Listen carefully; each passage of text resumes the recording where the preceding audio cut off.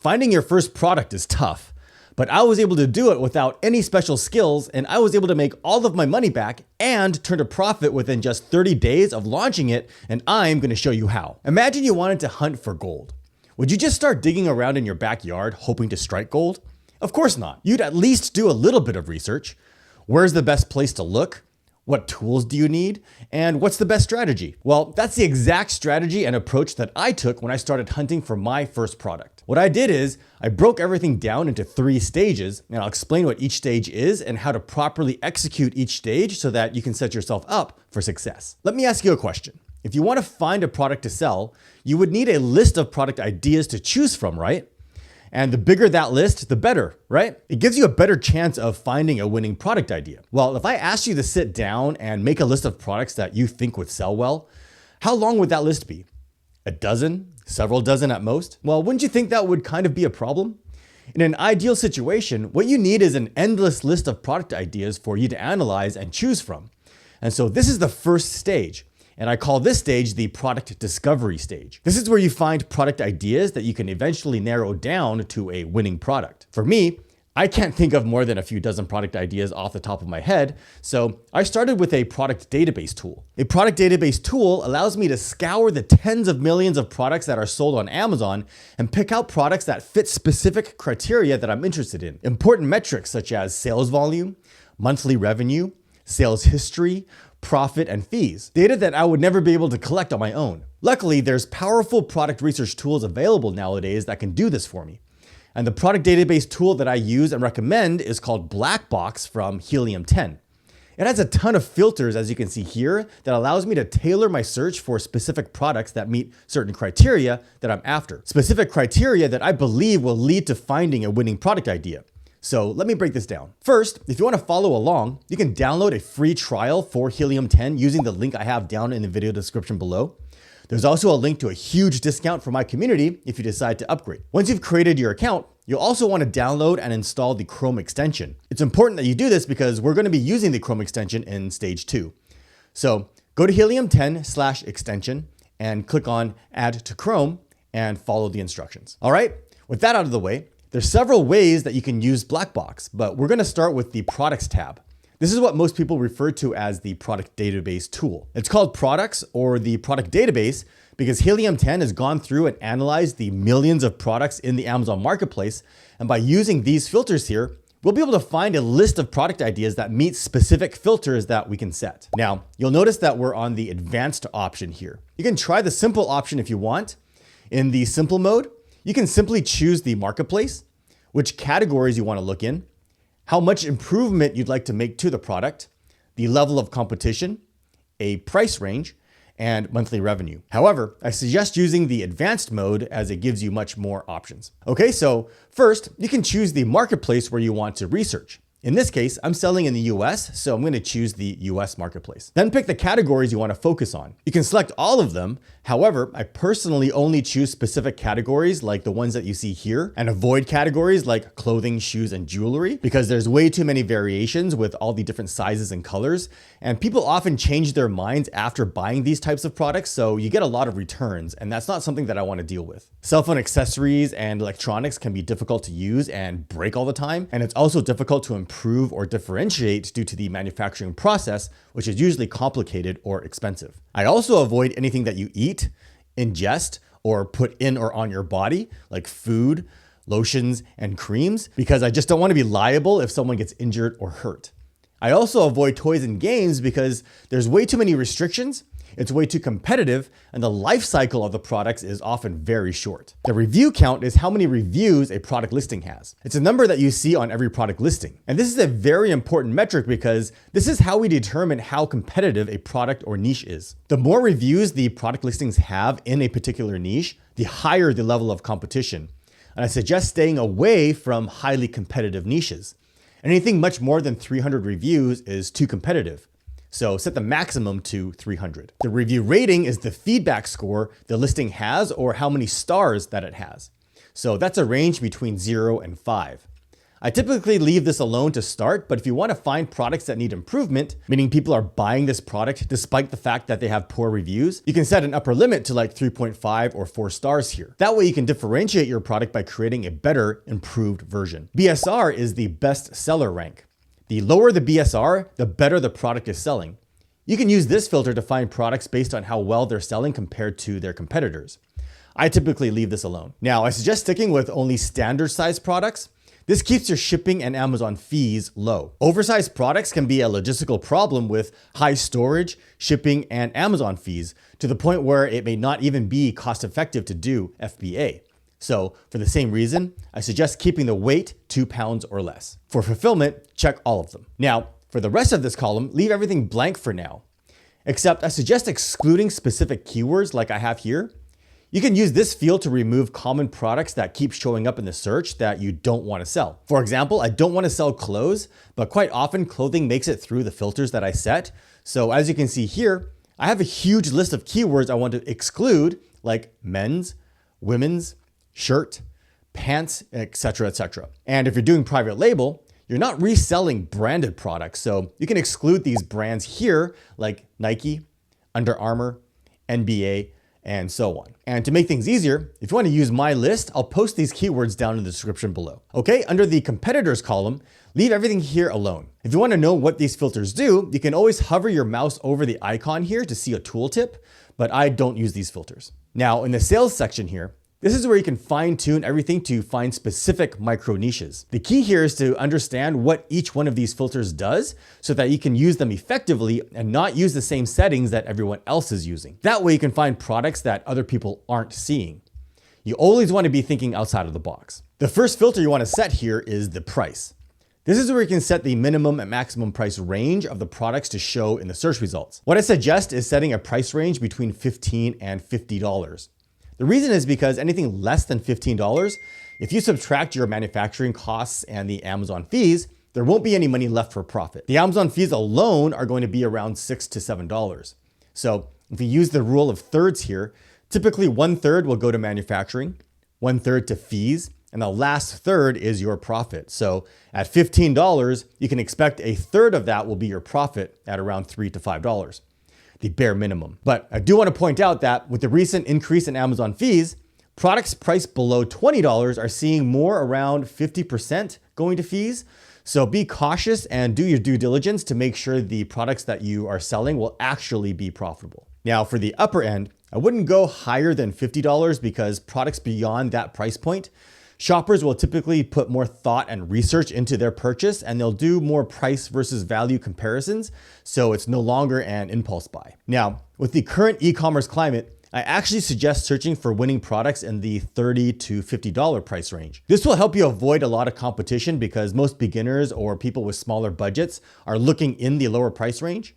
Higher priced products also generally have higher profit margins as well. Okay, for the price change percentage, leave it alone. Monthly revenue is how much gross revenue the product is making each month. Revenue is how much total money is made in sales without subtracting the Amazon fees or your costs. I suggest setting this between $6,000 and $18,000. The reason is because, as I mentioned earlier, typically about 1/3 of the revenue is profit. So if your product is generating $6,000 per month in revenue, a rough estimate of the monthly profit is around $2,000. So you can always adjust this to suit your own needs, but I don't suggest setting the upper limit to something astronomical in an attempt to find that golden nugget. Products that have huge monthly sales are usually from major brands or top sellers. And these products are on everyone's radar and are way too competitive. Just because they're selling well doesn't mean you can, so stay away from those types of products. Sales change percentage, leave it alone. For monthly sales, start with the minimum of $300. That's a good starting point if you're looking for products with a $5 to $10 profit margin. If you do the math, 300 monthly sales with a $5 to $10 profit margin puts you around $1,500 to $3,000 in profit per month, which is in line with the $6,000 monthly revenue that we set earlier. And leave the rest of the filters here alone. Now, keep in mind that none of these filters are set in stone. you can play around with them to find different product ideas. Now, I know a lot of you will just copy what I'm showing you here, but don't do that. You're just gonna see the same list of products as everyone else. For example, you can set a maximum review rating to like 3.5 so that you can specifically look for products that are selling well despite having poor reviews.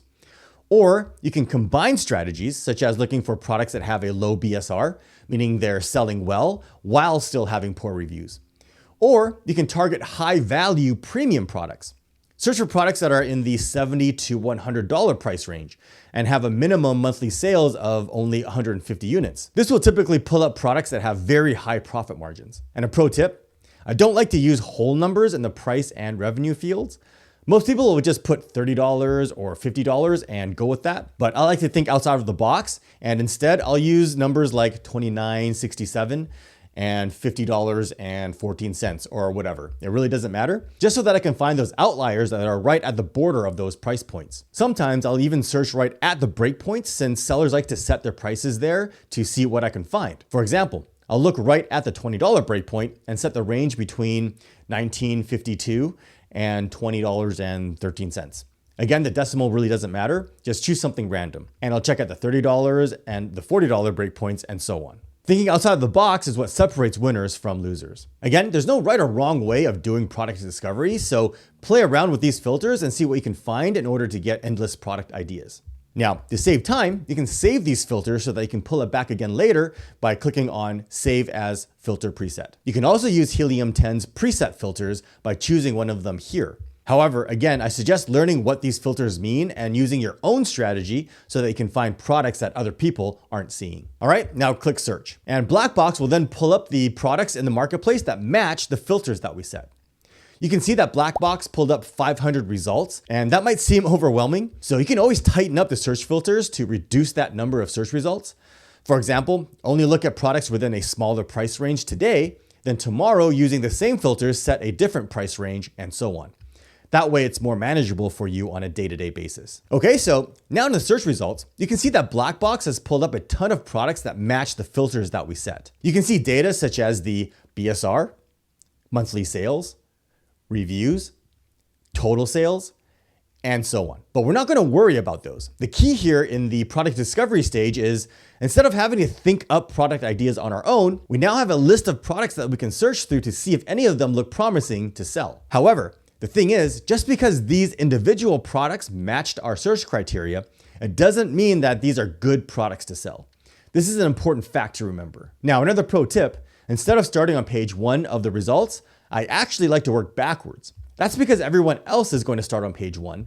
Again, thinking outside of the box, I want to try to find products that other people aren't seeing. Okay, so the key to efficient product discovery is to not waste time doing a deep analysis on every product that you see here. Browse through these listings and specifically look for products that you don't immediately recognize or appear strange and out of the ordinary. These are the best products to do deeper analysis on. Products that you're familiar with are almost always going to be too competitive, so don't waste your time looking at them. If you don't believe me, I encourage you to analyze a few of them to prove it to yourself. Okay, so scan down the list of products and look at the photos and the titles. And when I find a product that catches my eye, like this Mepilex AG, I have no idea what this is. So let's open it up on Amazon and take a look. Okay, I still have no idea what this thing is, but it looks like it's some highly absorbent foam dressing. And it looks like it has silver in it or something, and I'm guessing it's for wounds or something along those lines, but I don't know. But regardless, it doesn't matter. Here's where we begin stage 2 of product research. Once we've found a potential product idea, we need to analyze the product niche to validate whether or not this is a good product to move forward with. I call this stage the product analysis stage. Okay, so now that we've found a potential product idea, what we need to do is analyze the entire niche to see if this is a good product to sell. Remember, just because this particular listing meets our search criteria, it doesn't mean that this is a good product to sell. By analyzing the entire niche, we can determine if there's enough demand, if it has low competition, and if it meets a number of other factors. So in order to do that, we need to do a search on Amazon for the main keywords for this product. I want to point out that it's extremely important that you choose the correct keyword phrase when you're analyzing niches, because if you use the wrong keyword phrase or a keyword phrase that is too long tail, meaning it's too specific, you'll still see similar products in the search results, but you're looking at the wrong set of listings. listings that you're not actually competing against. I have a separate video that goes into detail on this, which I'll post a link to in the video description below. And again, this is a very important step that you need to get right. Otherwise, you're analyzing the wrong data. I can't stress enough how important this is. I see too many beginners make this mistake. So for this product, I think it's obvious that the main keyword is foam dressing from looking at the title and these other listings here. If you're not sure or you want to verify what the keyword is, you can always take a look at the other listing titles and see what the other sellers are calling it, or simply head on over to Amazon and make sure to choose all departments. And in the search field, type in what you think the main keyword is. In this case, foam dressing, and see if the products that show up in the search are in fact the same product. Now, verify if you use the correct keyword phrase by browsing through the search results to make sure that the majority of the listings are indeed the same product you're interested in. If you see a whole bunch of unrelated products, then you've probably used the wrong keyword. However, this can also be misleading. If you used a related long tail keyword, you're still gonna see all the products are related to what you're interested in, but the result in the search is a tiny subset of what the actual competitor listings are. So in this case, everything looks good. So now we can pull up the Helium 10 Chrome extension by clicking on the icon at the top here and use the tool called X-Ray. Now, as you can see, X-Ray has pulled up all of the details for these top listings in the search results. This is data that you wouldn't be able to get by any other means. Amazon themselves simply doesn't provide this data to the public. We can see each listing's monthly sales, sales history, revenue, how much their fees are, and so on. Now, one extremely important point I want to mention here, do not sort these listings and rearrange them. I see way too many people doing this. You always want to analyze niches with the listings in their organic order. That's the order that they appear in the search results. This is because these top listings are the listings you'll be competing directly against. So don't sort the listings by sales or revenue or BSR or whatever that I see other people doing. Okay, so you also want to ignore all of these sponsored listings. These are listings placed on the page based on Amazon's PPC or pay-per-click advertising system. They're not organically ranked here. You can actually turn these off so that they don't show up at all by clicking on the filters button here and check mark hide sponsored products. Now, oftentimes some unrelated products do end up showing up in the search results. So go through the top 20 or 30 listings and remove them from the list so you don't consider them in the product analysis stage here. If you see any unrelated products, you can check mark them and click on delete. Now, by analyzing the data in X-Ray, such as the price, sales volume, revenue, and reviews, you can determine if this entire niche meets the criteria you've set out for yourself to be able to hit your profit and sales goals, not just the one product listing you found in the product database. The first thing I like to check is if the niche is too competitive. Scan down the top 15 listings and see if the majority of the listings have less than 300 or so reviews. That means out of the top 15 listings, you want to see at least 10 to 12 listings have less than 300 reviews. Actually count them. Don't rely on the summary that you see here at the top. Again, too many people rely on this summary. The summary here is showing you averages, and averages don't tell you the whole story. A few listings that have a lot or very few reviews can throw off an entire average. For example, if only 1 or 2 listings have extremely high sales, but all the other listings have barely any, an average will still make it appear like the entire niche has decent sales, when in fact only 1 or 2 sellers do.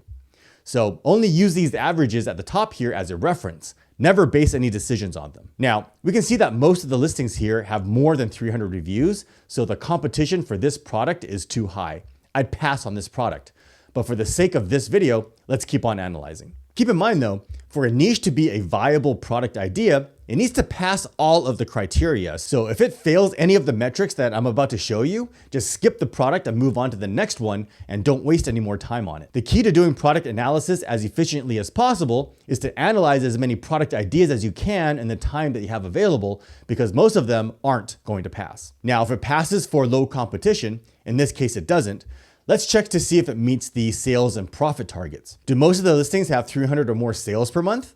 Again, count them. Don't use the averages at the top. Do most of the listings generate $6,000 per month or more in revenue? Now, another extremely convenient tool that Helium 10 has built in is the Profit Calculator.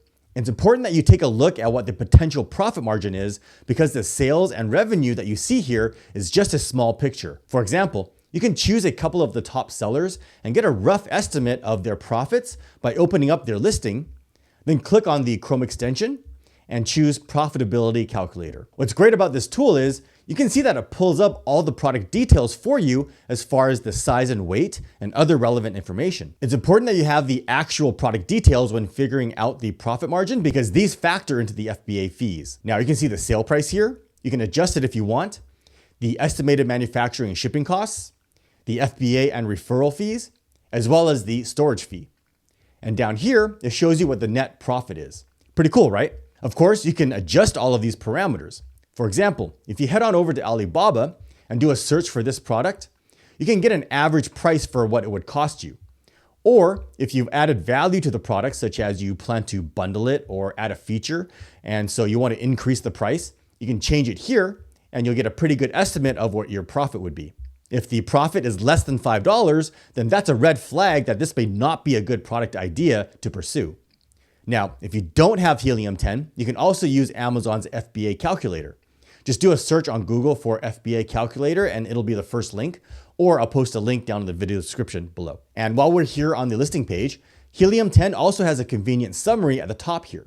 For example, you can see the listing quality and how you can possibly improve on it, as well as the top keywords this listing is ranking for here. And if you scroll down, you can find a historical graph of the sale price and BSR, which can give you a good idea of how well this product has been performing over time. You can also get an estimate of their inventory levels and other tools here, including the calculator that we just went over. Okay, now continuing on with the data analysis, an important metric that sellers don't consider is the listing age. This is how long the listing has been available for sale on Amazon. And this is an important metric to consider because you want to avoid niches where there's a lot of new listings. This is what I call niche saturation. If you see too many new listings, that means a lot of people have recently discovered this niche and they've all launched their products around the same time, and there's probably more to come. This increases the competition and drives up the PPC costs. You also need to keep in mind that because these are new listings, you can't trust their sales and revenue data. Their sales are mostly generated from doing deep discounts, coupons, promotions, and rebates in order to generate those sales. They're not organic sales. Therefore, out of the top 15 listings, you want to make sure that you don't see more than 4 to 5 new listings.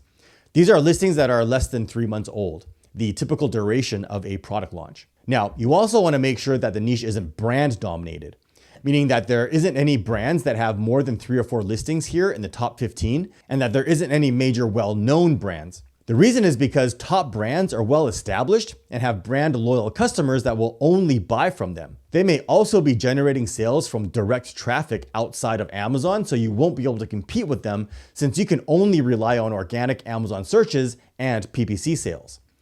Not to mention, major brands generally have unlimited advertising budgets, so it'll be difficult for you to outcompete them. Another factor you need to consider is seasonality, meaning products that only sell well during a short period of time during the year, like pool noodles or Halloween costumes. You want to sell products that sell well all year round. An easy way to check is to click on the sales graph of one of the top sellers that's been selling for more than a year, select all time, and it'll be pretty obvious if the niche is seasonal. It'll have a hump or a spike for a short period of time each year. We don't see that here. It sells about the same throughout the entire year, so this product isn't seasonal. If you don't have Helium-10, you can check for seasonality by doing a search on Google Trends. Do a search for the main keywords, change the period to past 5 years, and again, the graph is relatively the same all year round. Some niches may have spikes during Christmas if they're giftable products, so that's okay, but if the graph looks like this is Halloween decorations, you can see there's a spike before Halloween and literally no searches or sales for the rest of the year. So for that reason, I don't recommend selling seasonal products until you have more experience. Now, beyond just analyzing these metrics, there are other factors that you need to consider in order to validate a product idea, such as making sure the product isn't patented and trademarked, if the product is restricted or prohibited to sell on Amazon, or if Amazon requires any compliance tests or documentation before allowing you to sell it on Amazon. One way to check for patents is by using Google Patents at patents.google.com. For example, let's say we want to sell this full face snorkel mask. If we do a search on Google Patents for full face snorkel mask, we can immediately see that there are a couple of hits right here at the top. In fact, we can already see from the thumbnail images here that this is the exact product on Amazon. And if we take a look at the first hit here, we can actually browse through these images here. And this definitely is the product we saw on Amazon. And if we take a look over here, we can see that on October 5th, 2017, Shenzhen Link Electronic Co. applied for this patent, and on May 6, 2020, the patent was granted. It also says here that the patent currently is active and that it doesn't expire until 2037. So you might be asking yourself, how are all these sellers selling this product on Amazon then? Well, they either purchased their inventory directly from Shenzhen Link Electronic Co. or from an authorized distributor. But if they didn't, then they're selling counterfeit products and they just haven't been caught yet. So don't sell patented products. Amazon also has a list of restricted and prohibited products. Restricted products will typically require you to get ungated in that category in order for you to sell products in that category. You can find a list of gated categories here and what the requirements are to get ungated. Prohibited products are products that you can't sell on Amazon, period. I'll leave a link to these pages down in the description below. Now, as for compliance requirements, you need to make sure that if the product you want to sell has any compliance requirements, that you're able to get a hold of them, or at least they are not cost prohibitive to get. Otherwise, you'd be investing into a product that you won't be able to sell on Amazon. Thankfully, Amazon has a new compliance tool that can help you determine if there are any certifications or testing that's required. You can access the tool on the List Your Product page. Click on the compliance self-assessment link here and notice this disclaimer. If you supply products for sale on Amazon, you must comply with all applicable laws and Amazon policies for each of those products and product listings. The information on this page is provided as an informational resource only, and the user is ultimately responsible for confirming the accuracy of the information before submission. Okay, so down here, do a search for the product you plan to sell, and the tool will show you if there are any required documents or certifications that you'll need to provide. For example, let's say you plan on selling these outdoor LED lights like you see here. These seem pretty innocuous, right? Well, let's take a look here. You can see here that string lights is the top result, and if we click on it, you can see that this product is regulated under UL 588, and in order to sell these on Amazon, you need to provide the following documents. Test reports from an ISO 17025 accredited laboratory that shows that the product complies with the regulations, standards, and requirements listed above. So if you're not able to get these documents and test reports from your supplier or manufacturer, then you'll have to pay to have the product tested to get them. And these tests are often extremely expensive. Okay, now the most important step during this stage, and this is one of the biggest mistakes beginners make, and that's not differentiating your product. Once you've identified a good product idea, you can't just sell the same thing as everyone else. You absolutely need to give your product some sort of competitive advantage. I can't stress enough how important this is. Think about it. When you're deciding between several products to buy, what are you considering? Which one looks the best? Which one has the best features? Which feels the best or tastes the best? And which one has the best value? And if two products are exactly the same, then you basically choose the cheapest one, don't you? So don't fall for this trap. Just because you see a product that is selling well, don't think that you can just sell the exact same thing and do just as well. Your product needs to have a competitive advantage. Never compete based on price. If your only point of differentiation is the price, then basically everyone that's selling the same thing will end up in a price war, and everyone will just keep lowering their prices until no one is making any money. Always differentiate by adding value. Improve the product. Add a feature. Fix a problem. Bundle it with something. Think outside the box and be creative. That way, by adding value, you can charge a premium rather than competing in a price war. You can find excellent ways to improve the product by reading through the reviews. Or you can get bundling ideas by seeing what people are buying along with this item by looking at the frequently bought together section here. And a pro tip, don't differentiate based on something that's subjective, such as the color or theme. These are too personal. You can have the best product on the market, but if someone doesn't like the color, they're not going to buy it. Differentiate based on objective features that will benefit anyone that buys the product, such as better quality or materials or better features. Make sense? Okay, now if you find a viable product that meets all of these criteria or at least comes close, you can move on to stage 3, which is product tracking. And this is an important step because things can change between the time you discover the product idea to when you're fully committed to it by making your payment to your supplier or manufacturer. In fact, this has happened to me before. Sometimes while you're moving forward with a product idea, during the following weeks or months, the climate changes that affects the market or whatever reason, and the niche tanks, and suddenly demand and sales fall to the point where the product is no longer viable and doesn't make sense to sell. This is a situation that you want to be aware of as soon as possible so that you can pivot or abandon the product idea before you're fully committed, which in my case saved me from making a huge mistake and investing into a product idea that turned out to be bad. To track a product, you can check the niche every day to make sure that it's still viable. And if you want to track specific listings, such as the top sellers, you can checkmark the listings you want to track in X-ray and click Track Competitor. You'll be able to see your tracked products on your product list in Helium 10 here. And a pro tip, if there are any new sellers, you can track them too and see how well they're doing. That will give you an idea of how difficult it is to break into the niche once you launch your own product. So don't just identify a viable product idea and then assume it will always be viable. Continue to track it until you're fully committed to selling it, which is typically once you've paid for your inventory. Until then, you can always back out and minimize your losses if necessary. Okay, so that's the 3-step strategy that I used to find my very first winning product on Amazon. If you want to try out Helium 10, remember I have a link down in the description below to a free trial period, and I also have a coupon for a huge discount if you decide to upgrade. Now, using this strategy is just one way to find your first product, and I suggest all beginners start here. But if you really want to be thinking outside the box and avoid finding products that other people are seeing, I've found excellent product ideas using other simple yet powerful strategies that you can learn about right over here.